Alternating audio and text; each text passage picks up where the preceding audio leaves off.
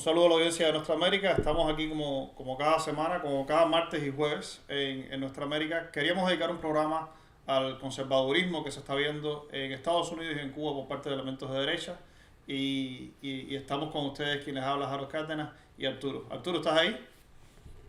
Sí, Harold, un gusto estar contigo nuevamente, como cada martes. Es un placer y esperamos que tener un buen programa hoy. Efectivamente. Entonces, a ver, yo quiero empezar hablando, presentando el fenómeno, ¿no? Y es que yo creo que Cuba y Estados Unidos, los dos países, tienen un problema de conservadurismo. En el caso de Cuba, lo vamos a dejar para después. Creo que vamos a empezar hablando de Estados Unidos y luego entonces llegamos a la isla, aunque podemos alternar en alguna ocasión. Pero evidentemente hay un problema de conservadurismo que no se ha abordado o que no se ha reconocido por parte de Cuba, que yo creo que tenemos que abordar en este programa. En el caso de Estados Unidos sí, porque es mucho más visible el sector conservador, es mucho más fácil ver las prácticas que promueven y las políticas que promueven, que también tienen derecho a promoverlas, pero que también, es decir, los principios democráticos a veces también se convierten en vehículos para cosas que no tienen nada que ver con la democracia. Y tenemos videos, por ejemplo, en el programa hoy tenemos varios videos para mostrar prácticas antidemocráticas en el ejercicio de la libertad de expresión de estos sectores conservadores. Entonces, en primer lugar, yo creo que hay que definir qué cosa es ser conservador, ¿no? Ser conservador es alguien que es partidario de mantener los viejos valores, las viejas tradiciones. Es una persona básicamente que se opone a las reformas y que se opone a los cambios radicales en la sociedad. Entonces, eso es un concepto bastante amplio de qué cosa es ser conservador. Ser conservador en Estados Unidos es algo muy específico, ser conservador en Cuba es otra cosa muy específica que creo que podemos profundizar después. Pero ya le doy la palabra a Arturo entonces para si quiere hablar un poco de qué cosa es ser conservador en el 2020. Arturo.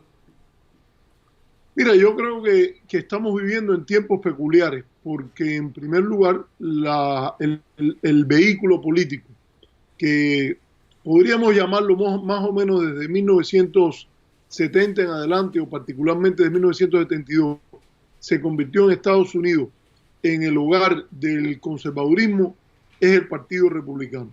Y aquí hay que decir que había un grupo de ideas que tanto en política interna como en política exterior identificaron la agenda conservadora. Había una agenda conservadora en el orden económico, que básicamente desde 1964 empezó a cuestionar el modelo keynesiano y empezó a convertir o a demonizar a los impuestos. La idea fue, como uno de los autores conservadores más importantes, Grover Norquist, dijo, era hambrear la bestia o reducir los programas de acción estatal a partir de cortarle los impuestos y así cortar los ingresos que tenía el Estado. Ahí es donde habría un primer problema, porque el que habla de cortar impuestos debería también de cortar gastos, pero tenemos presidentes que son presentados como los adalides del pensamiento conservador, como es el caso del presidente Reagan, que él dejó detrás un déficit enorme porque a los cortes de impuestos que emprendió en 1980 sumó una irresponsable carrera militar que imprimió un gasto significativo de dinero. Dejó la presidencia con un gran déficit. Ese es el elemento económico. No voy a ampliar mucho, pero básicamente sería cortar impuestos tanto como sea posible y a la larga buscar una reducción también del gasto fiscal. En el elemento social hay toda una doctrina conservadora que no viene de la misma tradición, sino de la idea comunitaria en la cual se convierte a la tradición en bandera y se pretende vivir en un eterno ayer. En este sentido se habla, por ejemplo, de instituciones como la familia concebida a la manera bíblica, eso es un código para oponerse al matrimonio de personas del mismo sexo, y otras cosas como por ejemplo los llamados valores familiares, que se pretende reclamar desde una posición conservadora, como son el lugar de la mujer en el hogar, de una manera más subordinada. Hubo ahora recientemente un serial que nosotros lo vimos, mi esposo y yo vimos en Hulu, que se llama Mrs. America, sobre una señora que se llama Phyllis Schlafly, que fue muy importante en esa agenda social conservadora. Eso yo creo que, para decirlo en breve, ¿no? Lo conservador yo lo vería desde esos dos puntos de vista. Arturo, esa Sí, inconsecuencia que tú estás mencionando a la hora de ser un partido conservador en el poder y excederse en el gasto militar, por ejemplo, yo lo veo también en otros casos aquí con la administración Trump, por ejemplo, es decir, que sea un partido que reclama y que le reclama a los demócratas tener un Estado pequeño, es decir, minimizar la función del Estado en la sociedad y aumentar más el poder local, por ejemplo. Y sin embargo, la administración Trump, la cantidad, es decir, no es que haya reducido las instituciones, ha utilizado el poder ejecutivo del país y el poder presidencial de una forma sin precedentes. Es decir, un partido que demanda que haya un gobierno pequeño y que haya una acción ejecutiva pequeña, y sin embargo lo que hace cuando llega al poder, y como en el caso de Reagan también, es tomar un protagonismo sin precedentes. Entonces es muy difícil tomar en serio para mí ese reclamo del Estado pequeño cuando se hacen muchas cosas que para mí no son realmente lógicas. Yo no sé cuántas veces yo escuché a la Asociación del Rifle y al Partido Republicano decir de que cuando se reprimiera al pueblo estadounidense ellos iban a alzarse en armas e iban a defender la integridad de la nación. Y hace una semana vimos a la policía darle palos literalmente a los ciudadanos estadounidenses frente a la Casa Blanca, y ni la NRA ni la presidencia del Partido Republicano ni nada ha habido una reacción sobre eso. Entonces, una cosa es lo que se dice cuando se quiere llegar a la presidencia y otra cosa es lo que se hace cuando se llega ahí, me parece, ¿no? También quiero traerle un poco más a la Florida, porque creo que hay muchas cosas ocurriendo en la Florida que tenemos que mencionar en el programa de hoy. Y voy a empezar con un video que es cortesía de Eli Rodríguez. Tenemos un video aquí de Eli y es un video, es la reacción de Eli cuando él estaba viendo el programa, una de las directas que hace Eliezer Ávila en su programa de televisión. Y básicamente es Eliezer diciendo en cámara que las personas que están protestando desde hace semanas en el país en contra de la violencia policial, en contra del racismo en Estados Unidos, es decir, manifestaciones que se han visto en prácticamente todos los estados de la Unión, dice que esas personas son 4 gatos, y estoy leyendo literalmente, 4 gatos que quieren hacer cambios profundos en la sociedad norteamericana. ¿Y sabes cuáles son los 4 gatos que él menciona? Dice que los 4 gatos son venezolanos, hondureños y cubanos. Es decir, eso es lo que dice Eliezer Ávila, que son las personas que están haciendo manifestaciones. Venezolanos, hondureños y cubanos, que son 4 gatos y que quieren cambiar el país. Vamos a ver el video, porque una cosa es que lo diga y otra cosa es que veamos la reacción de Eli al video de Eliezer.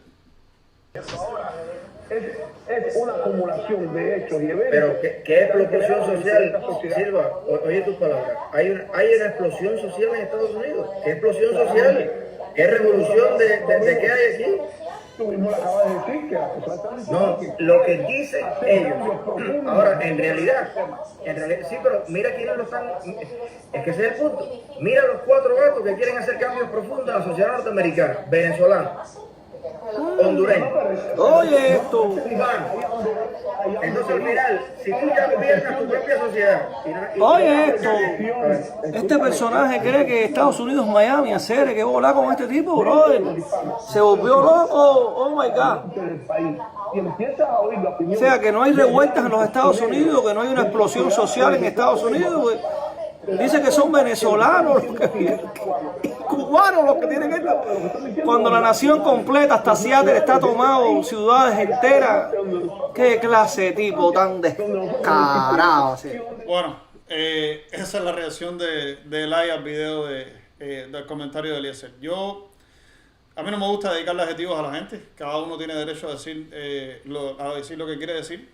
Pero yo sí quiero comentar que me parece a la oposición cubana y al exilio cubano en la Florida, si quiere tener posibilidades políticas realmente y si quiere representar algo para el futuro de Cuba, montarse en el carro del trumpismo les está haciendo bastante daño.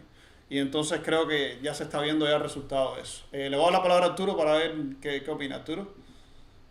No, mira, Harold, yo veo con lamento esta situación, porque yo creo que debería haber un poco más de respeto por las personas con las que se discrepa. No, como mismo tú dices, no hay que referirse a las otras personas con insultos, pero imagínate si tú comienzas por categorizar unas protestas que han sacudido a Estados Unidos de norte a sur y de este a oeste como 4 gatos, e incluso inventas eso de que son cubanos, hondureños, ¿de qué otro lugar eran? No me acuerdo ahora, venezolanos.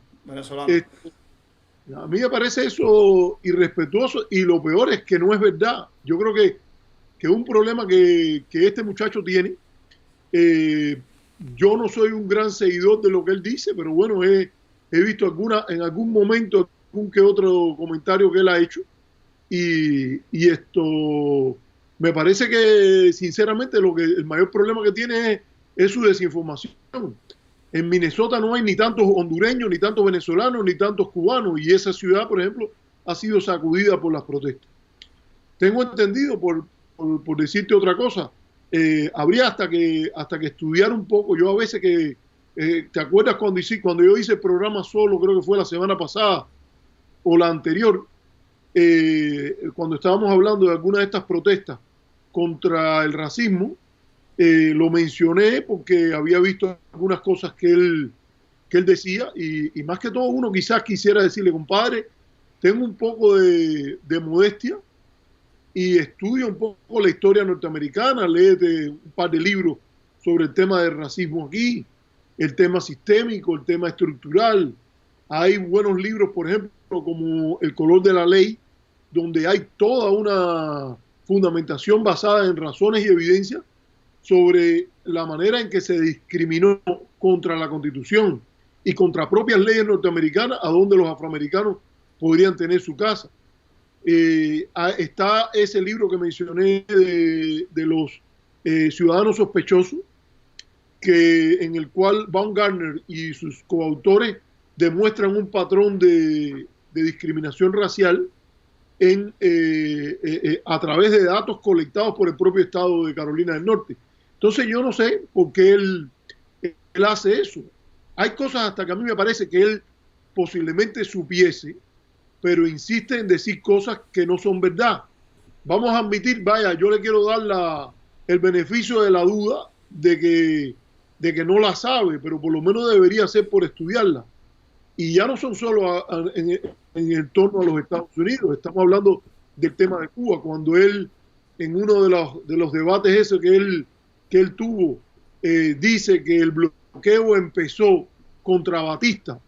Yo no sé de dónde él puede sacar esa idea. Ahora también van a ser responsables a Estados Unidos de haber derribado a Batista. No, lo que hubo fueron unas sanciones de última hora, y no me quiero desviar, de última hora, en octubre de 68, después de la visita de William Paley a Batista, en la cual la diplomacia norteamericana, utilizando canales no gubernamentales, le trató de decir a Batista que se tenía que ir.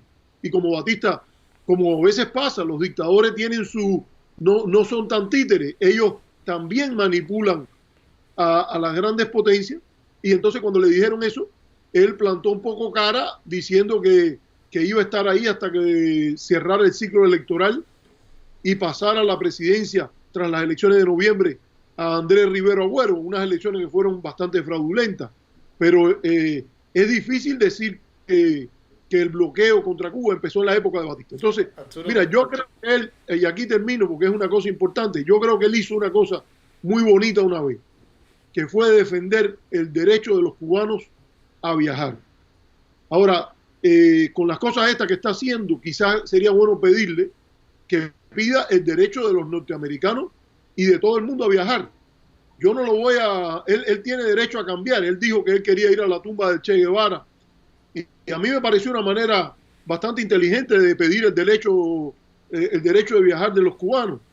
Y ahora, si después de eso, ahora lo que venimos es aquí a defender las cosas que está pidiendo en esos mítines que arma el señor Otaola y otros del parón y los viajes y todas esas cosas, a mí me parece que no es que no sea conservador, es que no tiene ningún asidero. Arturo, pues, dice... la gente, pero lo que es correcto o lo que no es correcto no es una competencia de popularidad. Dice Olmar Mato, y lo pusimos en pantalla, que Eliezer lo que está luchando es un programa en Radio Mambí. Yo no sé hasta qué punto eso sea cierto o no. Es decir, a lo mejor quiere realmente tener una audiencia, es decir, tiene una audiencia bastante grande en redes sociales, creo. En la Florida es muy fácil tener una audiencia grande cuando con un discurso anticomunista. Y es muy fácil tener una audiencia grande también en Cuba cuando tienes un discurso radical de izquierda. Lo que es difícil tener audiencia es cuando tienes una visión más moderada de las cosas. Tú sabes que Eliezer una vez me llamó por teléfono.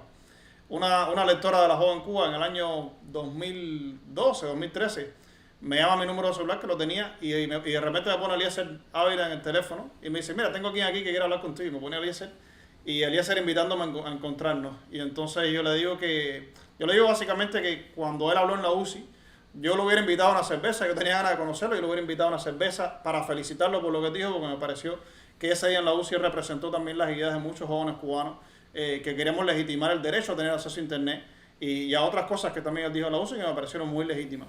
Sin embargo, ese salto radical de dirigente comunista a dirigente opositor, esos niveles de radicalismo a mí siempre me han resultado sospechosos los saltos radicales de un extremo al otro extremo y eso me pareció que ya no era de mi interés encontrarme con alguien tan radical. Y entonces el otro día le hice una directa donde él mencionó y él dijo que no recuerdo cómo fue que dijo algo así como que Harold Cárdenas no quiso verme o le dio miedo verme o algo así. No me dio miedo verlo. Lo que no me interesa conversar con alguien que es radical así, es decir, cómo se va a construir políticamente con una persona que cambia así de un bando para el otro, porque además él no se convirtió en un demócrata en Estados Unidos, no, él se convirtió en un trompista, se ha convertido en un trompista radical y es muy irónico, como tú dices, que alguien que intentaba legitimar el derecho de los cubanos a viajar esté apoyando ahora sabotaje a las familias cubanas a poder viajar a ver a los suyos. Entonces, eso realmente es bastante triste, me parece. Tenemos otro video, Arturo, porque yo también quería hoy comentar un poquito. Sí, dime. No, te quería decir, yo creo que las personas tienen el derecho a cambiar y a cambiar radicalmente sus puntos de vista, pero en política la consistencia es la mejor protección contra las acusaciones de sesgo y de hipocresía y de cambiar de palo para rumba, para decirlo en términos cubanos. Entonces sería bueno siempre que las personas nos pongan las migajas de pan del camino por donde es que cogieron, ¿no? De dónde partieron, cómo fue que de alguna manera salieron de La Habana para Santiago sin pasar por Santa Clara. Entonces, esas son dinámicas que yo creo que sería bueno estudiarlas. Si él está... mira, yo no voy a comentar, yo no estoy en el corazón de nadie ni puedo saber las razones por lo cual él está haciendo esas cosas. Yo lo que juzgo es los resultados, lo que he visto, lo que dije, por ejemplo, en el tema de inventar que había un bloqueo. Hablar de un bloqueo contra Batista es rehuir la discusión sana y concreta sobre el bloqueo que hay hoy y que empezó en 1962 o en 1960 si nos ponemos a pensar en las sanciones. Yo creo que hay que documentarse. Hay veces que, te repito, en el tema del racismo en los Estados Unidos, a veces que uno lo que le dan ganas de decirlo, pero con todo respeto, como dice una frase talmúdica, ve y estudia. Tómate tu tiempo antes de tirarte a hablar de estas cosas. Tómate tu tiempo y estudia la historia del país en el cual ha llegado. Yo creo, por ejemplo, que tanto cubano que está hablando de este gran país que nos ha acogido y de que, por ejemplo, hasta hablan en contra de la acción afirmativa, uno se pregunta, ¿tú te has documentado cómo fue que tú entraste a este país? ¿Tú te has documentado las opciones que has tenido? ¿Tú te has documentado quién luchó para que hubiese una reforma migratoria en 1964? ¿Tú te has documentado quiénes abogaron por resolver tu problema migratorio? Porque el problema de la ley de ajuste cubano no tiene que ver solo con el anticomunismo. Tuvo que ver con la realidad que había un grupo importante de personas que estaban indocumentadas en este país, que empujados o motivados, desde la situación cubana o motivados por la situación norteamericana, vinieron para acá, pero que no calificaban como asilados políticos ni refugiados.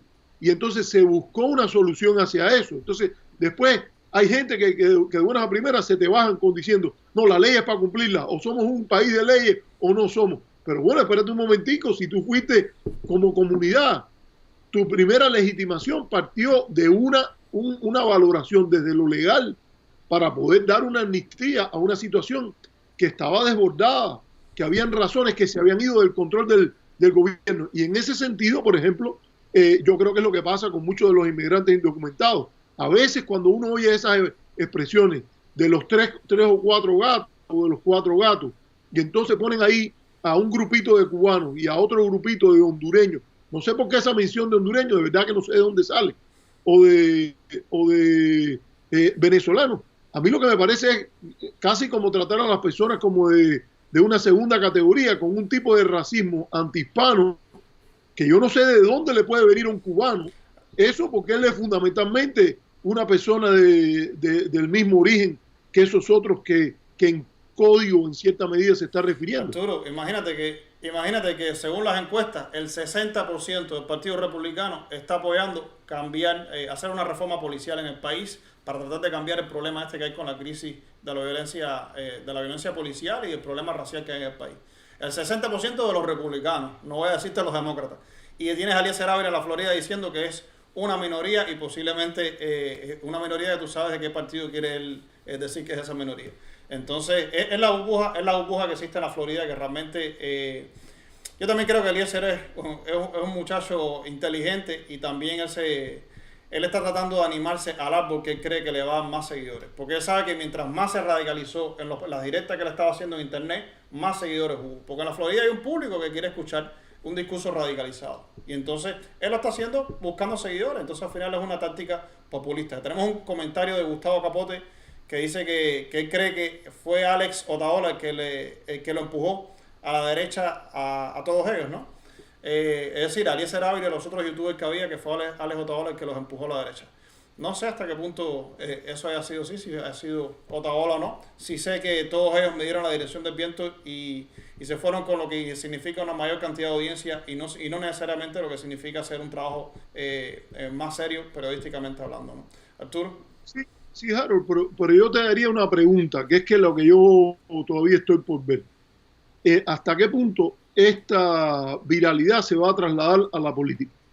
Pues yo he visto algunos artículos interesantes, incluso leí uno que publicó recientemente el profesor Mike Bustamante sobre la situación del clima ideológico o la situación política en la comunidad cubanoamericana, pero después de leerlo yo dije, mira, muchas de las cosas que Mike está diciendo aquí son verdad, pero yo me pregunto cómo esto se traduce o no en votos y en dinero para las campañas electorales. Porque aquí básicamente hay que preguntarse si se trata de dinero que se recircula, que es un dinero que fundamentalmente se apropia por la National Endowment for Democracy, por la USAID, para promover la democracia en Cuba, pero se crean esos toda esa gastadera de plata, esa botadera de dinero ahí en Miami, y en realidad lo que está pasando es que el propio gobierno norteamericano está metiendo de alguna manera a través de salario que le pague a toda esta gente algún dinero en las campañas electorales, pero más que todas esas personas se van a tomar ese dinero y a metérselo en su bolsillo. Nos están robando de nuestros impuestos, porque fíjate, hablando de conservadurismo y de cuidar los impuestos, nos están metiendo la mano en el bolsillo, porque esos programas no llegan a ninguna parte, ni mucho menos, pero de alguna manera quizás eso se reinserte en la dinámica política. Yo no creo, o me gustaría ver datos por las cuales se demuestre que esa generación de cubanos que sigue, por ejemplo, la vida de los reggaetoneros, la discusión entre una persona, un cantante que está en Cuba del género urbano y uno de estos influencers, en qué medida ese público sigue y traslada a la política en votos y en dinero esa atmósfera. A mí me parece que lamentablemente desde Cuba ha venido un cubano generalmente que tiene poca motivación política y sí, de la misma manera que se va a Cuba de descanso y va a pesar de que escucha y a lo mejor fue a la calle 8 cuando le dijeron de ir allí, no estoy tan seguro que se motive tanto a salir a votar o sobre todo, a lo más importante, dar dinero a las campañas electorales, a las campañas políticas que le son afines. Sí, Arturo. Yo estoy de acuerdo contigo. Yo creo que hay un sector importante de cubanos y muchos de ellos jóvenes que han llegado a la Florida en los últimos años, que se han activado políticamente al llegar al país, pero que al final, es decir, como terminan en la Florida, en esa burbuja mayormente republicana, mayormente conservadora, creen que eso es Estados Unidos, creen que esos son los valores y creen incluso que eso es lo que defienden las instituciones del país, y entonces terminan en un círculo vicioso ahí y terminan activados políticamente por parte de una maquinaria conservadora que los utiliza. Y lo que más utiliza de eso, ¿sabes qué cosa es? Lo que más utiliza también es la poca experiencia democrática que ellos tienen, su poca cultura política también. Y también yo creo que Cuba, yo no voy a sacar la responsabilidad de Cuba de los problemas que hay en Estados Unidos, pero yo creo que el hecho de que vengan muchos cubanos, lleguen muchos cubanos a la Florida con grandes vacíos democráticos, tiene que ver con la formación que ellos tienen también en la isla y la experiencia que ellos tienen en la isla. Y eso es un problema que al gobierno cubano también le debe interesar, crearle una cultura democrática a sus habitantes, y no está en la conversación realmente todavía. Entonces, sí. Y también a decir verdad, también ellos aterrizan en un territorio que tampoco es muy fértil a la democracia. Incluso te digo, la democracia liberal estadounidense, ahí han habido acciones terroristas contra la libertad de expresión, hay reportajes o informes bien documentados de Human Rights Watch, de la Liga Cubana de Defensa, de varias organizaciones en las cuales han incluso documentado lo que ellos han llamado un peligroso diálogo, en el cual las personas que han estado dispuestas a expresar la pluralidad de opiniones sobre Cuba han terminado siendo víctimas de actos de acoso, no muy diferentes a los que se denuncia que ocurren en Cuba, y en ocasiones hasta actividades terroristas con la muerte de algunas de las personas que han abogado por el diálogo. Y bueno, no quiero seguir lo que dice no se podría decir, el oyente o el que nos escucha, que dijo que todos lo han sido movidos por Alex. Bueno, yo tampoco estoy muy empapado con las cosas de Alex, pero si algo importante en el pensamiento democrático es el pensamiento individual, de que tú piensas por ti mismo y no te dejas llevar por la lógica de la manada. Sí, no, coincido totalmente contigo, Arturo. Pero quiero ser un poco más específico en cuál ha sido la reacción de la comunidad cubanoamericana en la Florida respecto a lo que está pasando ahora mismo en el estado. Y creo que vamos a ver imágenes ahora de reacciones de sectores trumpistas en la Florida y de confrontación de esos sectores trumpistas con la población que se está manifestando a favor de movimientos de Black Lives Matter y en contra de la violencia policial en el país.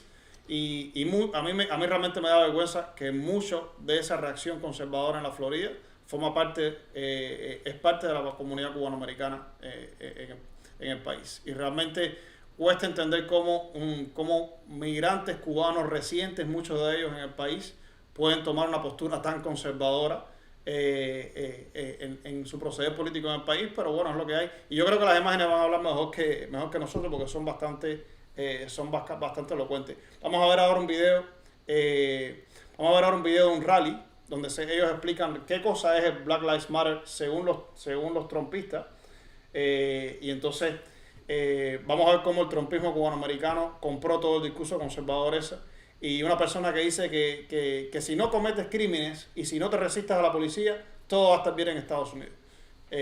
Yo dejaré que ustedes saquen sus propias conclusiones, como decía un programa de televisión en Cuba. Vamos a verlo. Stay out of trouble. Don't commit crimes. Never resist the police. And you will be okay. Do you agree? Okay. We all know who Black Lives Matter is, right? Todos sabemos quiénes son Black Lives Matter. Very briefly, I'm going to tell you quiénes son los Black Lives Matters. Black Lives Matter wants to dismantle the biblical definition of family. Ellos quieren desmantelar la definición bíblica de la familia. Black Lives Matter, they champion the celebration of homosexuality. Black Lives Matter touts gender confusion. And let's be clear, there's only two genders, and that is female and male. God created them both. Black Lives...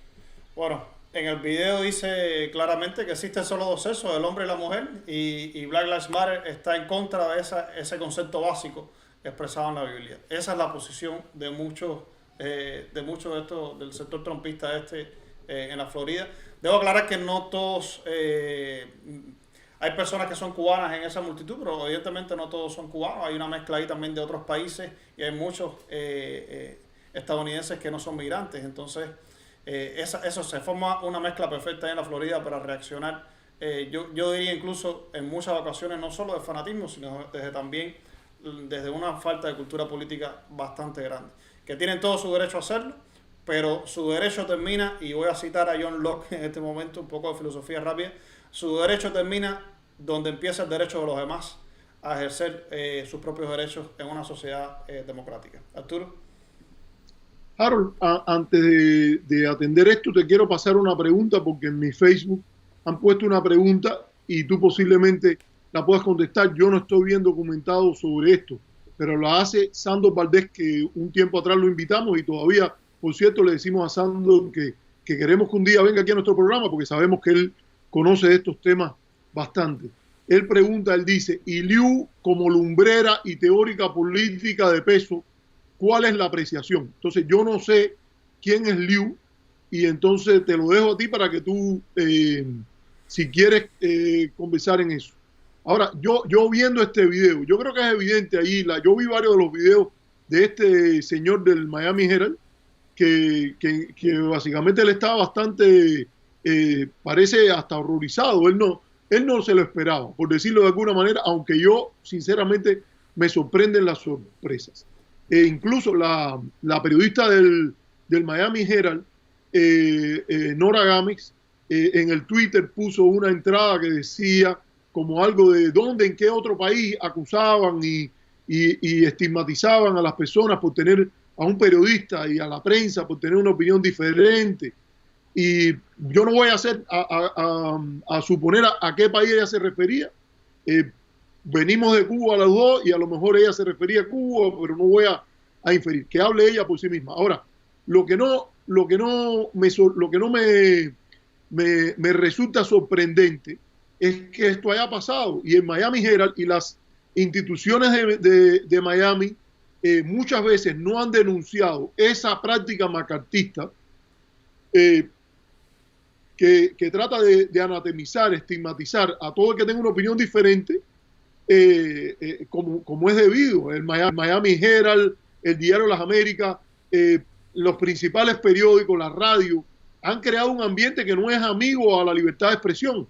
Y debería, si se trata de principios, los principios son las cosas que no cambian cuando cambian las circunstancias.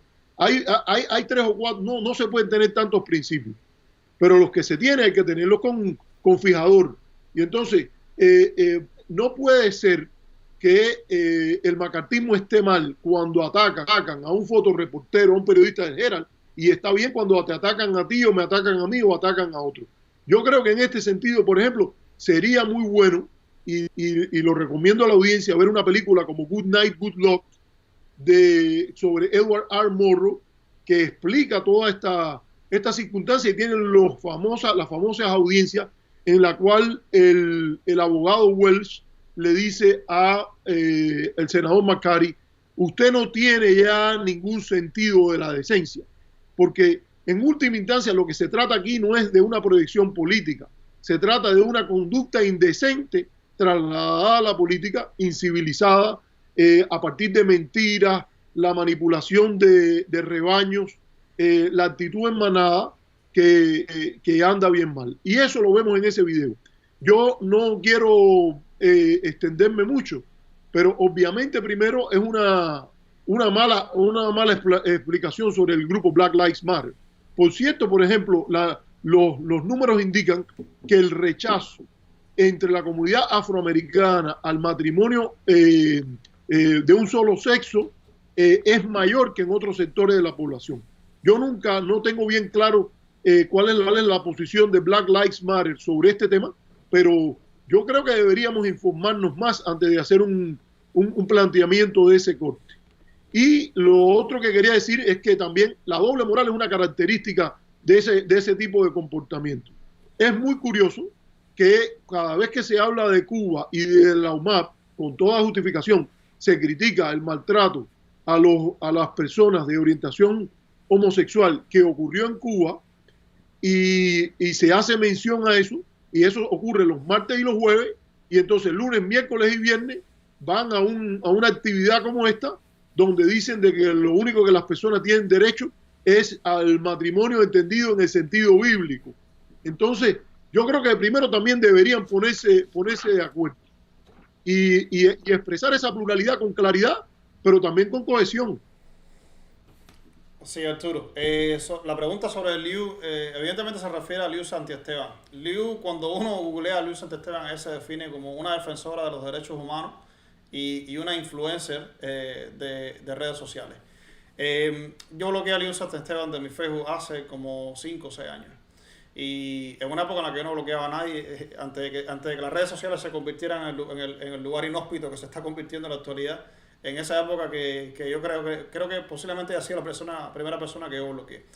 Para mí es muy importante respetar el derecho democrático de las personas a opinar. Cuando yo veo que una persona entra a mi espacio público a ofender, a sabotear el debate que está teniendo lugar, a atacar una opinión con la que no está de acuerdo, para mí ese es el primer examen de democracia que hay que hacerle a las demás personas. Yo en la persona, y ese fue el examen que falló Liu Santiesteban conmigo, y por eso la saqué de mis redes sociales y la saqué de todos los lugares donde ella me iba a buscar a ver. Ella se ha convertido en uno de los actores radicales de esto más. Es decir, ella aparece en los programas de Alexandra Otaola, está cercana también a Eliezer Ávila, ella forma parte del grupo radical que hay en la Florida, y realmente a mí me cuesta mucho entender qué tipo de democracia están vendiendo a la Cuba cuando se ocupan tanto en silenciar a las voces que no están de acuerdo con ellos. Entonces, hay que hacerles un examen de democracia a ellos primero antes de seguir hablando de qué soluciones para Cuba y cómo participar en la solución de los problemas de la isla, también desde la migración. Entonces, espero que eso le responda a la pregunta a Sander. Quiero comentar algo más porque también tú estás comentando el video del periodista del Miami Herald, que son las imágenes que vimos antes también, ¿no? Y entonces hay un video del periodista del Miami Herald donde una mujer le está tomando fotos a la placa del carro del periodista del Herald y empieza a ofender al periodista del Herald. ¿Y sabes por qué lo está ofendiendo? Por ser periodista. Y lo está ofendiendo por ser periodista porque es lo que hace Donald Trump en la Casa Blanca en todas sus directas, atacar a la prensa, decirle que es fake news. Y entonces sugerirle a la gente que se informe por medios que son alternativos y al final lo que son es un espacio de verdadera fake news y de verdadera desinformación conservadora y radical. Entonces, vamos a ver el video ese porque es un video corto. Yo quiero que me ayudes, Arturo, a descifrar ese acento. ¿Te parece cubano? Porque a mí me parece un acento bastante sospechoso que ella está usando. Y vamos a escuchar qué son las palabras que ella le dedica al periodista. What's your name, ma'am? Are you here attending the protest? Blue Lives Matter. I can't believe it. You come from fucking Massachusetts. I'm a reporter for the Miami Herald. You know what? I'm in police. Miami-Dade police. You're a Miami Lakes police officer? Police officer. What's your name, ma'am? I don't wanna do you. No. Miami-Dade police. You fucking asshole. I can't believe it. You fucking asshole. You fucking asshole. I'm sorry, what did I do? I'm covering the protest as a reporter. I'm covering the protest as a reporter, ma'am. Efectivamente. Ahí la vemos ella está diciendo que Blue Lives Matter y es el eslogan que están usando estos sectores conservadores ahora en la Florida para decir que los policías también importan. Como si los policías fueran una minoría en peligro en Estados Unidos. Hay que ver cuántas víctimas policiales ha habido por la violencia contra los policías en el país. Y vamos a contrastar entonces con las estadísticas de cuántas personas afroamericanas y cuántas personas de otras minorías han sufrido verdadera violencia en Estados Unidos. Es decir, es no solo ridículo, es una cosa realmente bastante vergonzosa.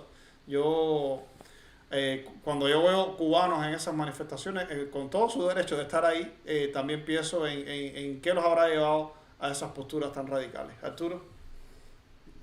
Mira, Harold, yo no puedo reconocer el acento. Yo no soy experto en acento y ningún acento es sospechoso, para hacerte un poco la vuelta aquí. A mí me parece que evidentemente una persona, se me antoja un acento, algo de la manera que está hablando el inglés con un acento algo latino. Puede ser cubano, puede no serlo. En última instancia aquí lo importante es, imagínate tú que tú llegues a Estados Unidos. Fíjate cuál es la contradicción. Primero ellos son inmigrantes, después están contra la emigración, que más o menos entró por situaciones parecidas a las de ellos. Y entonces ahora es que vienes de fucking Massachusetts. Entonces uno se pregunta por dónde le entra el agua a este coco. Esa es la pregunta que uno tiene que hacerse, porque en cierta medida es hasta, podemos decirlo, ridículo.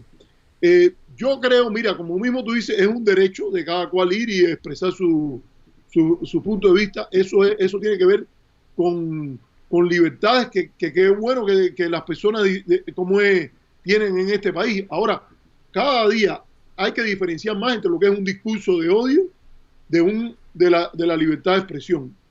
Y de alguna manera hay un debate ahí sobre en qué sentido debe haber algún tipo de restricción cuando se trata de incitación a la violencia y esas cosas, a la libertad de expresión, pero más que todo yo creo que hay conductas que tienen que ver con estándares de civilidad.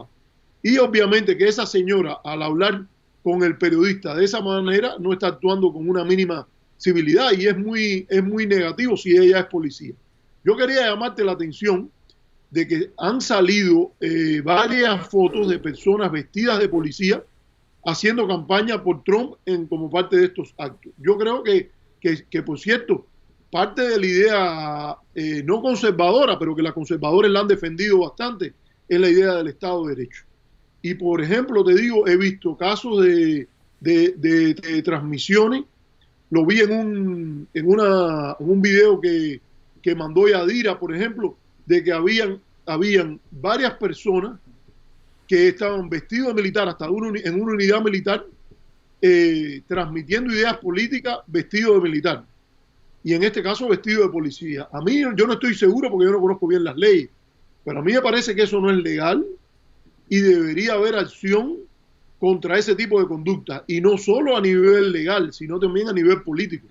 Si se respetan las personas que manejan la prensa en Miami, por ejemplo, el Miami Herald, por poner un ejemplo, debería haber algún tipo de reportaje sobre la proliferación de conductas de este tipo, donde para enarbolar una posición anticomunista, pro-Trump o todo eso, hay personas que están usando sus identidades a partir de ser funcionarios del Estado. Eso no está protegido por la libertad de expresión. Entonces, el otro tema, y con esto te paso la palabra rápido, es que se habla mucho del totalitarismo, pero el totalitarismo tiene que ver con la idea de que haya una representación total del pueblo. Desde el punto de vista teórico, es una representación total de la comunidad política. Y a partir de ahí, se llama a las personas a definirse. Esto de que tiene que estar conmigo o contra mí. Una definición totalitaria de la política, dicotómica, maniquea. No tenemos que seguir esa voluntad. Básicamente lo que habría que hacer es tomar distancia. Si lo que se quiere es construir un ejemplo, incluso se ha llegado a hablar de Miami, que es la 16 provincia de Cuba. Bueno, que sea la provincia ejemplo. Tanto que se está criticando lo que está pasando en Cuba o lo que ha pasado, ¿por qué no se empieza entonces por por mostrar, una estrategia interesante sería la provincia ejemplo. Vamos a construir en Miami la democracia que dicen que no se pudo tener en Cuba. Y como no se pudo tener, vamos a ver si aquí, bajo la primera enmienda, la segunda enmienda, la tercera enmienda, la Constitución norteamericana, son capaces de construir esa república de semilla que Martí vio entre los tabaqueros del Cairo. Así que me parece que sería interesante si ese tipo de cosas empiezan a salir, la virtud republicana, el diálogo, las cosas que por eso las medias tintas, porque fíjate cómo hay tanta guerra contra las medias tintas, de que aquí lo que hay que hacer es definirse, ¿estás o no estás? Entonces las medias tintas hay que, bueno, es que la democracia, el espectro de ideas está en los grises, en las medias tintas. Al contrario, lo que haría falta es que Estados Unidos siguiera siendo un país de muchas medias tintas y ojalá un día Cuba fuera un país con muchas más medias tintas que las que hay ahora. Arturo, eso que tú estás diciendo se parece mucho a lo que criticaban en Cuba como centrismo y te auguro muchos problemas con algunos funcionarios en La Habana. Pero estoy totalmente de acuerdo con lo que tú dices. Yo creo que en los matices eso, que muchas veces es lo que no quieren reconocer los extremos, es en esos matices generalmente donde se puede encontrar no solo la verdad, sino donde se puede encontrar también un diálogo entre personas que piensan distintos. Nosotros prometimos hablar de Cuba y creo que nos queda muy poco tiempo. Vamos a mencionar a Cuba porque también hay ejemplos hay ejemplos también de conservadurismo en Cuba. Y uno de los ejemplos, creo, de los últimos días más recientes es el ejemplo de la cantante que publicó en su Facebook, Danay Suárez.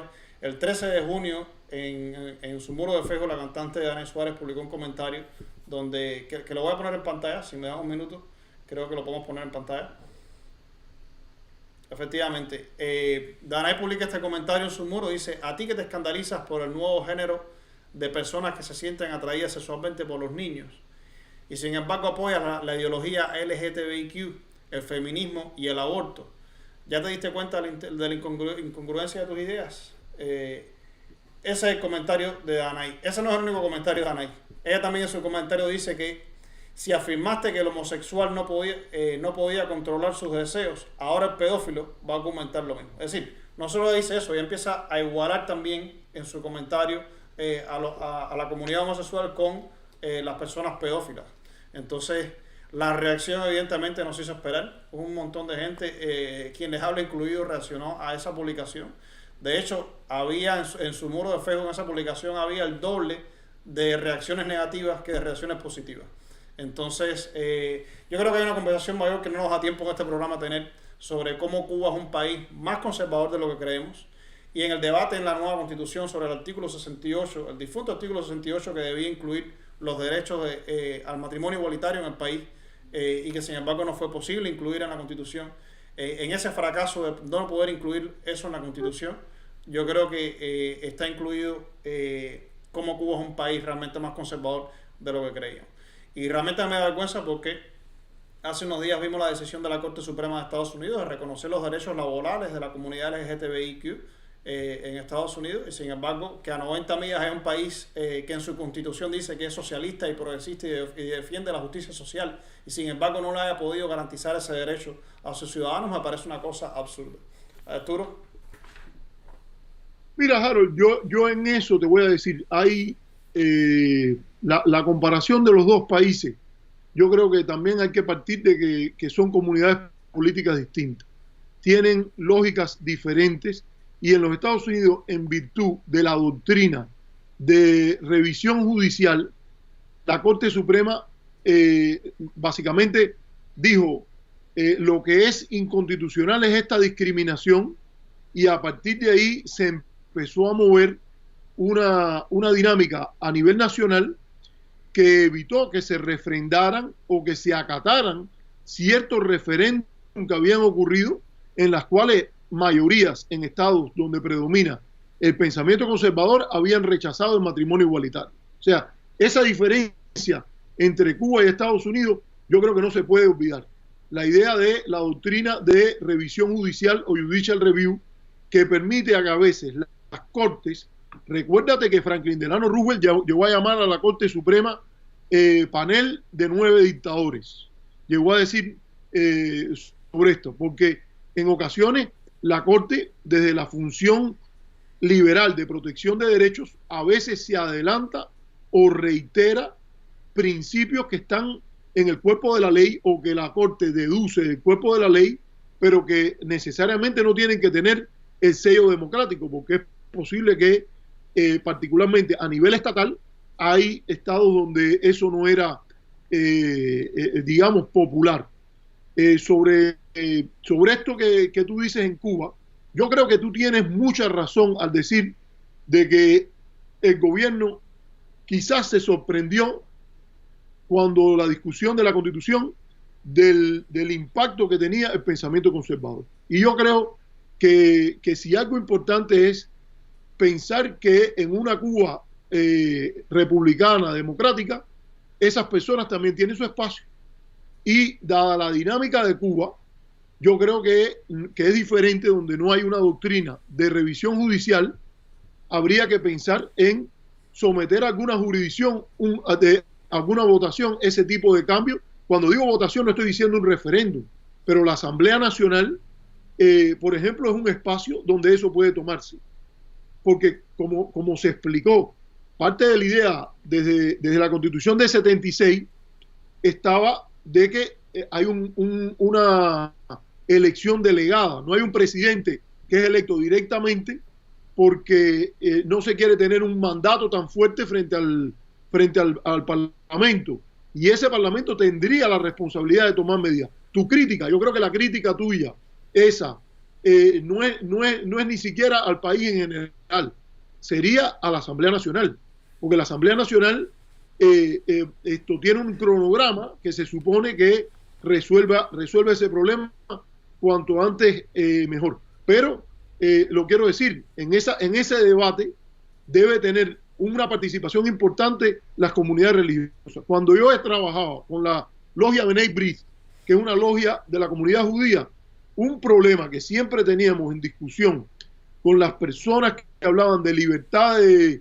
religión en Cuba, hablaban de una libertad de culto, de la idea de que uno es libre de ir y rezar dentro de la sinagoga, dentro del templo, dentro de la iglesia católica, pero eso no es, esas personas que profesan esa religión así no son reales. La persona que tiene una creencia religiosa, y yo no estoy diciendo si Danae está en ese grupo porque yo no tengo conocimiento, pero sí he visto que se culpa a los evangélicos y hay quien habla con dureza sobre ellos. Pero de la misma manera que la comunidad LGBTQ tiene el derecho, y yo apoyo su derecho a expresarse y su derecho al matrimonio igualitario a partir de principios constitucionales, yo creo que también hay que entender que esas personas no tienen esos valores religiosos solo para ir a rezar, sino para proyectar su manera de entender la Biblia, sus visiones, sus convicciones en la esfera pública. Y eso va para la derecha y para la izquierda. A mí nadie debe pedirme, como en ocasiones escuché casos, de que yo milite en un partido. El día que lo haga, lo haré quizás en un partido socialdemócrata, que es la idea que más me gusta, pero nadie me puede pedir que yo deje en la entrada de la política mis creencias religiosas. El Estado sí debe estar separado dentro del esquema y el modelo moderno de república. El Estado sí tiene que estar separado de la religión, pero la política y la religión no están separadas, y por eso es que hay pastores, personas que tienen ideas y así las expresan. Efectivamente, es decir, yo creo que esto es un tema, en este debate primero hay que reconocer los derechos que tienen las personas a defender sus ideas, expresarlas y defender sus ideas sin que tengan que sufrir bullying por eso, ¿no? Y por otra parte también esas personas tienen que aprender a respetar los derechos de los demás y que el ejercicio de sus derechos individuales no se convierta en irrespetar los derechos de los demás. Entonces yo creo que esa es la línea. Yo por ese lado sí respeto mucho la filosofía de John Locke, que fue el que dijo que tu libertad termina donde empieza la libertad de otra persona. Y hay personas que no saben respetar ese límite. Con esto, yo terminaba por hoy. Arturo, ¿quieres comentar algo más? No, creo que hemos cubierto el tema tal y como se había planteado. Así que decirle adiós a la audiencia y que, bueno, nos veremos conmigo el próximo martes y el jueves No se olviden que va a estar Harold con Luis Carlos Batista. No sé qué tema van a tratar, Harold. Sí, el jueves queremos tocar, Luis y yo queremos hablar un poco sobre clases sociales en Cuba. Es decir, diferencia social, diferencias de clases en Cuba. Y queremos hacer referencia, por ejemplo, al video de la hija de Irma Sola que circuló como pólvora el fin de semana en la comunidad cubana en internet. ¿Ok? Entonces, creo que estamos listos para despedir. Un saludo a toda la audiencia, gracias por estar aquí con nosotros. Nos vemos el próximo jueves a las 8 de la noche. Estaremos aquí con Luis Carlos Batista. Muchas gracias por acompañarnos.